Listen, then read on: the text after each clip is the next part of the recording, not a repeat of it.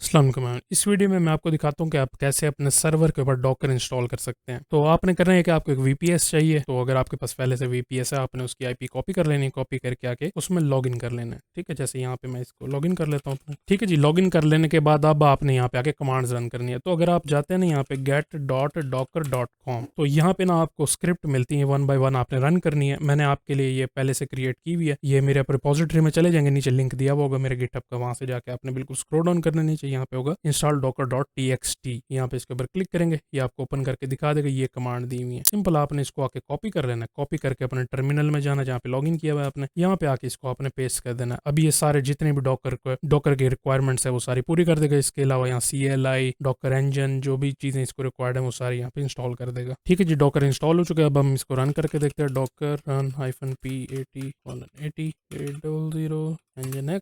अभी nginx को यहाँ पे इमेज को डाउनलोड कर रहे हैं। तो डाउनलोड करने के बाद हम 8000 के ऊपर इसको एक्सेस कर सकेंगे। ठीक है जी, हमारा जो nginx का सर्वर वो स्टार्ट हो चुका है। मैं यहाँ से कॉपी करता हूँ अपने आईपी एड्रेस को, यहाँ पे पेस्ट करता हूँ, :8000 लिखते हैं, एंटर करते हैं। तो यहाँ पे हमें इसने nginx का पेज दिखा दिया। ठीक है जी, तो ये सिंपल तरीका था। इस तरीके से आप ऑफिशियल तरीका है कि आप किस तरीके से डॉकर को इंस्टॉल कर सकते हैं।